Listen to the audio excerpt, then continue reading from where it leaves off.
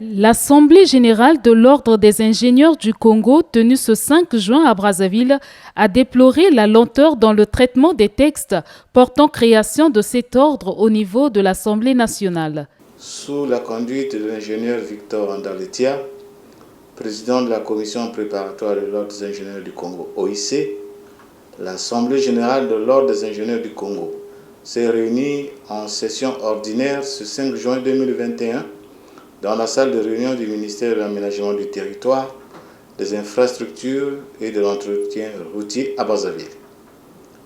Le quorum étant atteint, les participants ont examiné et adopté l'ordre du jour.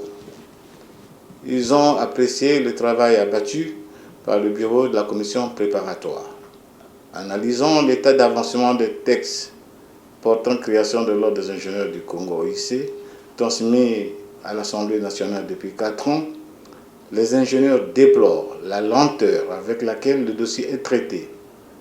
À cet effet, les participants souhaitent que les projets de texte organique de l'Ordre des ingénieurs du Congo OIC soumis à l'Assemblée nationale soient examinés au cours de la présente session ordinaire administrative ouverte le 2 juin 2021. De ce fait, une instruction a été faite au bureau préparatoire de cet ordre national des ingénieurs du Congo de poursuivre les négociations avec l'Assemblée nationale en vue de l'aboutissement de ce projet.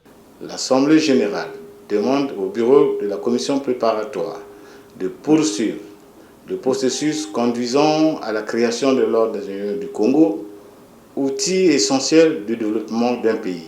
Le document ici réclamé par ces ingénieurs revêt une importance capitale dans la pratique des métiers du bâtiment. Effectivement, depuis pratiquement 4 ans, nous avons décidé de créer l'Ordre des ingénieurs congolais.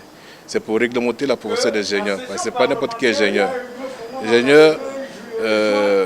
Pour être ingénieur, vous avez droit d'abord à une formation qui vous donne cette possibilité de traiter ce genre de dossier. Alors, au Congo, il n'y a pas une réglementation. Dans les pays africains, par exemple, les ingénieurs sont bien organisés de façon à ce qu'on ne peut attribuer la compétence qu'à celui qui est membre de l'ordre. Comme au Congo, il y a l'ordre des ingénieurs, des architectes, par exemple.